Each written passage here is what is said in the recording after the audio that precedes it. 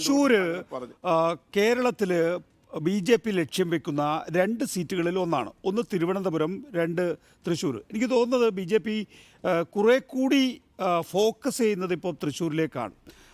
അമിത്ഷാ തന്നെ വന്ന് സുരേഷ് ഗോപിയെ സ്ഥാനാർത്ഥിയായി പ്രഖ്യാപിക്കുന്നു. ഇപ്പോൾ വീണ്ടും നരേന്ദ്രമോദി ഒരു പരിപാടി തൃശ്ശൂരിൽ സംഘടിപ്പിക്കുന്നു, വനിതകളുടെ പരിപാടി.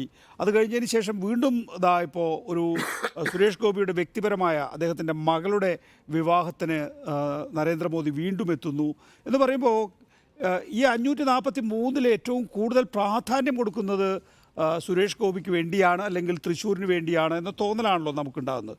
നമ്മൾ നോക്കിയാൽ ഞാൻ നേരത്തെ പറയുമായിരുന്നു, 120 ലോക്സഭാ മണ്ഡലങ്ങൾ, കേരളം, തമിഴ്നാട്, ആന്ധ്രാപ്രദേശ്, തെലങ്കാന, പഞ്ചാബ്, കശ്മീർ, മിസോറാം, നാഗാലാൻഡ്, ലക്ഷദ്വീപ്, ഈ സംസ്ഥാനങ്ങളിലെ 120 മണ്ഡലങ്ങളിൽ ബി ജെ പിക്ക് ആകെ 6 സീറ്റുകളാണുള്ളത്. അത് വർദ്ധിപ്പിക്കാൻ, അതായത് പഞ്ചാബിൽ 2, തെലങ്കാനയിൽ 4, ഇത് വർദ്ധിപ്പിക്കുക എന്നുള്ളത് ബി ജെ പിയുടെ ഏറ്റവും പ്രധാനപ്പെട്ട ഇലക്ട്രൽ അജണ്ടയാണ്.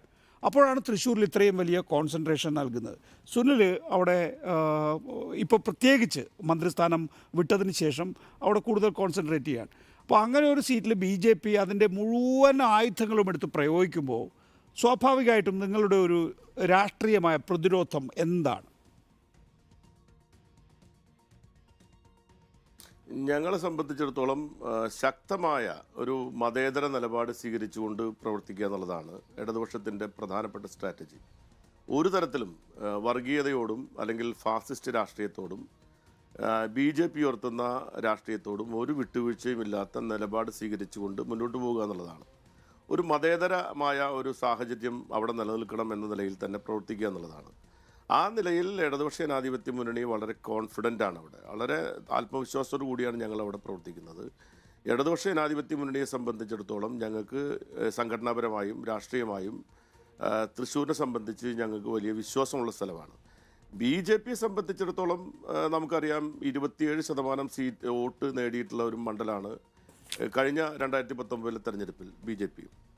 അത് 11% നിന്നും 20% ഉയർന്ന ഒരു മണ്ഡലമാണ്. അപ്പോൾ അവരുടെ ഇലക്ഷൻ സ്ട്രാറ്റജി അവർ പരിശോധിക്കുമ്പോൾ സ്വാഭാവികമായിട്ടും അവർ ക്ലാസിഫൈ ചെയ്തിരിക്കുന്നതനുസരിച്ച് A+ മണ്ഡലത്തിൽപ്പെട്ട മണ്ഡലമായിട്ടാണ് അവർ തൃശ്ശൂരിനെ പരിഗണിക്കുന്നത്. അപ്പോൾ അവരവിടെ അങ്ങനെ അവരുടെ വിജയം, അല്ലെങ്കിൽ അവർക്ക് അവിടെ കടന്നു കയറാൻ കഴിയുമോ എന്ന് അവർ പരീക്ഷിക്കുക എന്ന കാര്യത്തിൽ ആർക്കെങ്കിലും തർക്കമുണ്ടോ? അതിലെന്താ പുതുമയുള്ളത്? അത് അവർ പരിശോധിക്കട്ടെ. അത് അവരുടേതായ രീതിയിൽ അവർ മുന്നോട്ട് പോട്ടെ. അതിന് നമുക്ക് ഒന്നും പറയേണ്ട കാര്യമില്ല. ശ്രീ വി എസ് സുനിൽകുമാർ, അതിലൊരു പുതുമയുണ്ട്. താങ്കൾ എന്താണ് പുതുമയെന്ന് ചോദിച്ചില്ലേ?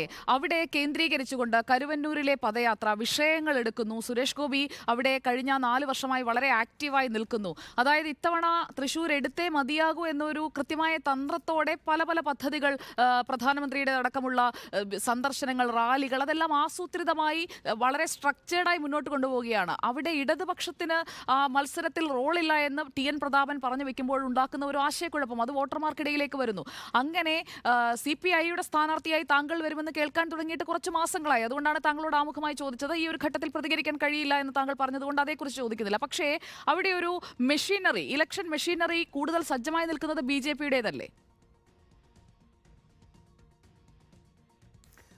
നിങ്ങൾ ഇടതുപക്ഷത്തിൻ്റെ ഇലക്ഷൻ മെഷീനറിയെ പറ്റി അറിയാത്തതുകൊണ്ടായിരിക്കും. ഞങ്ങളിപ്പോൾ അഹങ്കാരം കൊണ്ട് പറയുന്ന ഒന്നുമല്ല, ഞങ്ങൾ അംഗീകരിക്കേണ്ട കാര്യമില്ല. ഇടതുപക്ഷത്തെ സംബന്ധിച്ചിടത്തോളം ഒരു തന്ത്രപരമായ നീക്കം എന്നൊക്കെ പറയുന്ന BJP തന്ത്രം പ്രയോഗിക്കുന്നു. BJP അവിടെ ചില കാര്യങ്ങൾ ചെയ്യുന്നു. അത് എലക്ഷൻ ഓറിയൻറ്റഡ് ആയിട്ടുള്ള പ്രവർത്തനങ്ങളാണ്. ഞങ്ങളങ്ങനെ എലക്ഷൻ ഓറിയൻറ്റഡ് ആയിട്ട് മാത്രം പ്രവർത്തിക്കുന്ന ഒരു പ്രസ്ഥാനമല്ല ഇടതുപക്ഷ ജനാധിപത്യ മുന്നണി. ഞങ്ങളവിടെ ഒരു സ്വാഭാവികമായ രീതിയിൽ തന്നെ ജനങ്ങൾക്കിടയിൽ എലക്ഷൻ ഉണ്ടെങ്കിലും ഇല്ലെങ്കിലും ഞങ്ങളുടെ പ്രവർത്തനം അവിടെ സദാസമയവും നടക്കുന്ന ഒരു സ്ഥലമാണ്. എലക്ഷൻ ആകുമ്പോൾ സവിശേഷമായ പ്രവർത്തനങ്ങൾ ഞങ്ങൾ നടത്താറുണ്ട്. ആ സവിശേഷമായ പ്രവർത്തനങ്ങൾ ഒരു വർഷമായി ഞങ്ങളവിടെ നടത്തിക്കൊണ്ട് ഇടതുപക്ഷ ജനാധിപത്യ മുന്നണി എന്ന നിലയിൽ ഞങ്ങളുടെ ബൂത്ത് കമ്മിറ്റികളും ഞങ്ങളുടെ സംയുക്തമായിട്ടുള്ള പരിപാടികളും ഇടതുപക്ഷ ജനാധിപത്യ മുന്നണി എന്ന നിലയിലും പാർട്ടി എന്ന നിലയിലും വ്യത്യസ്തമായ പാർട്ടികൾ എന്ന നിലയിലും ഈ പ്രവർത്തനങ്ങളെ ശാക്തീകരിക്കാൻ ഉതകുന്ന തരത്തിലുള്ള നിരവധി പരിപാടികളുമായിട്ട് ഞങ്ങൾ അവിടെ മുന്നോട്ട് പോകുന്നുണ്ട്. അത് പിന്നെ BJP ഇലക്ഷനെ മാത്രം മുന്നിൽ കണ്ടുകൊണ്ട് ഏതെങ്കിലും ഒരു വിഷയത്തിൽ കേന്ദ്രീകരിച്ചുകൊണ്ട് നടത്തുന്ന ഒരു പ്രവർത്തനമല്ല.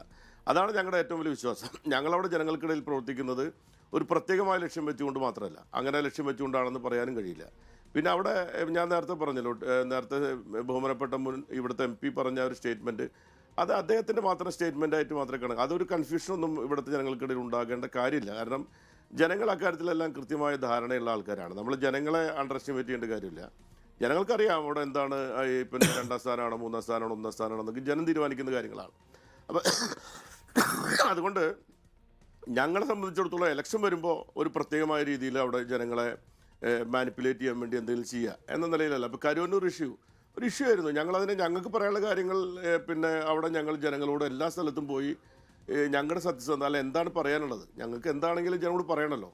അത് പറയാൻ ഞങ്ങൾ ജനങ്ങളിൽ നിന്ന് ഒളിച്ചോടിയിട്ടില്ല. ഇടതുപക്ഷ ജനാധിപത്യ മുന്നണി എന്നതിൽ തന്നെ ഞങ്ങൾ കാൽനടയായി തന്നെ പോയി ജനങ്ങളോട് പറയാനുള്ള കാര്യങ്ങൾ പറയുകയും അത്തരം പ്രശ്നങ്ങൾ പരിഹരിക്കാനുള്ള ആത്മാർത്ഥമായ പരിശ്രമം നടത്തുകയും ചെയ്തിട്ടുണ്ട്. അത് ജനങ്ങളെ ബോധ്യപ്പെടുത്താനും ഞങ്ങൾ ശ്രമിച്ചുകൊണ്ടിരിക്കുകയാണ്.